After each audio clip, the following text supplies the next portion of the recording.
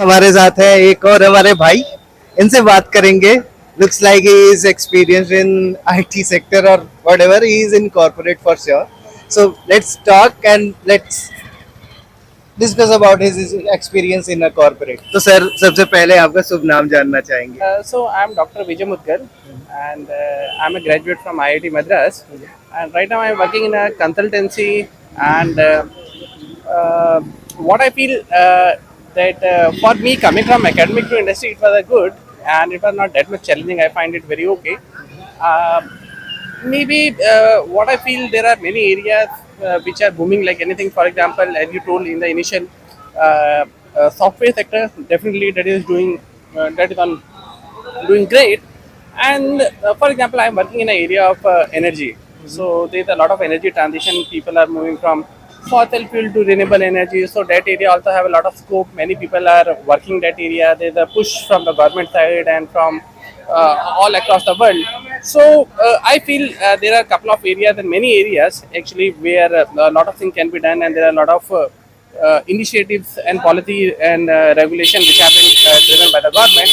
So definitely a lot of things are happening, and definitely what is an advice from my side, like we all have to keep on upgrading ourselves in order to match what is required in the industry.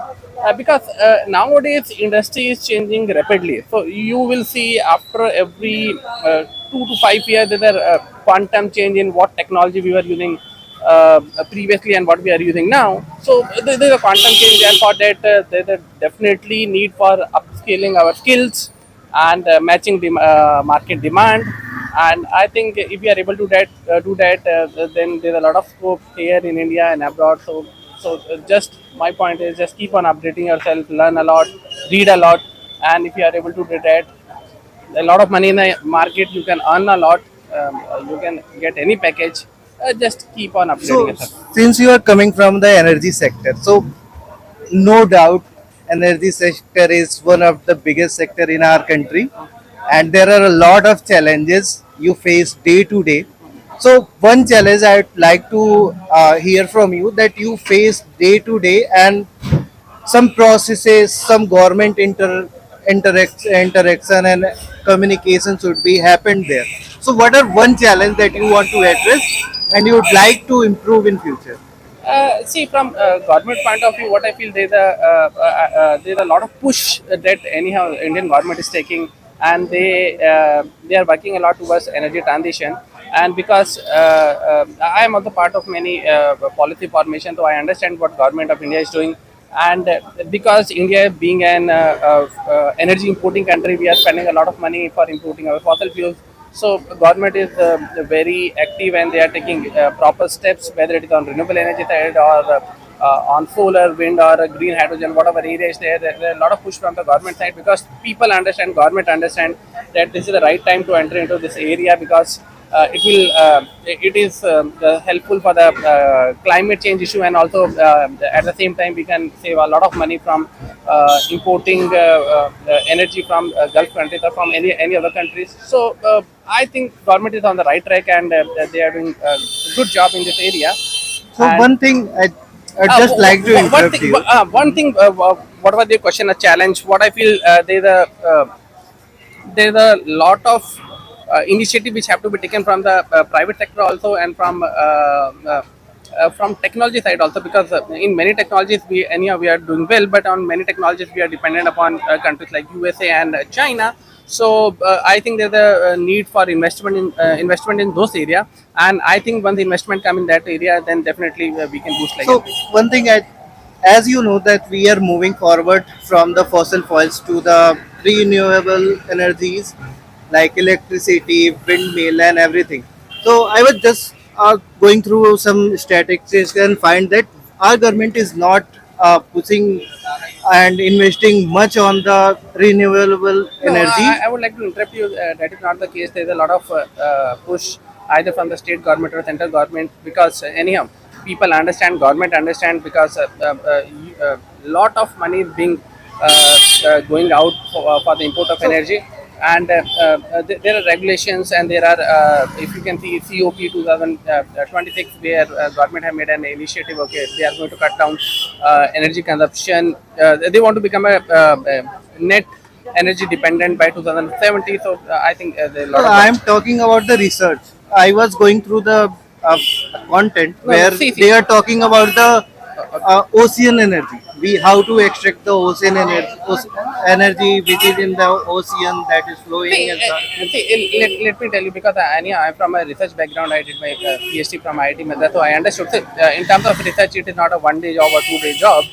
It takes time. So it can happen that some technology will mature in limited time, and some technologies will take time. So it is a game of money, and it is a game of what output you are getting. So, for example, for when you're talking about ocean energy, so anyhow, when we are having those area which are low hanging fruits, so anyhow, any one of us will try to first catch up those areas, and later on, once there is a saturation in that area, then okay, then you can go for other areas also. But definitely, there's a lot of research going on.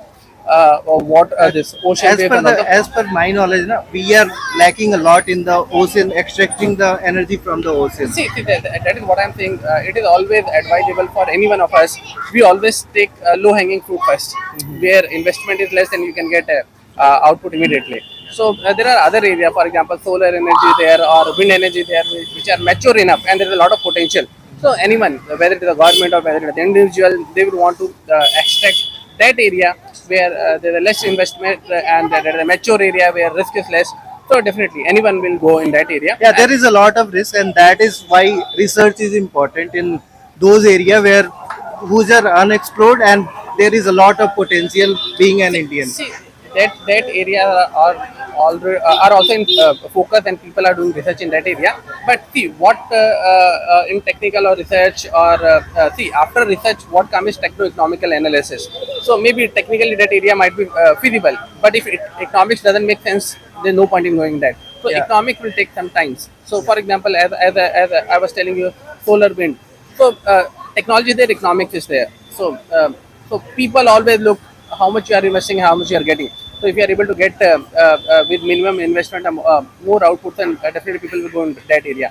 In terms of when you are talking about wave energy, anyhow, that area will take time to get mature, and once that area will get mature, definitely there is a lot of scope, there is a lot of potential. That area will also come up. I have one last question. So, how confident you are about our future, where we are trying to moving forward from the fossil fuels to the renewable energy and mostly in electric?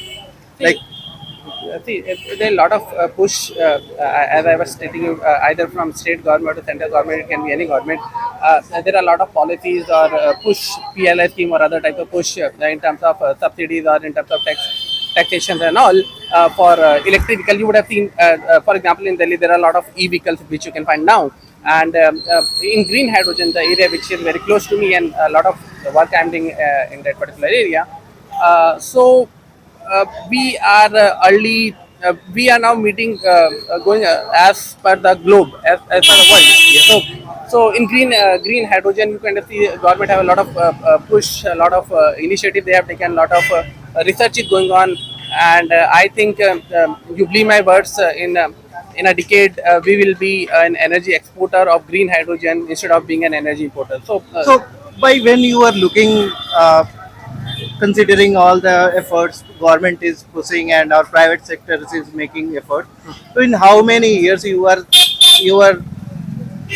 predicting that our energy consumption, fossil fuel consumption, will be less by 50%?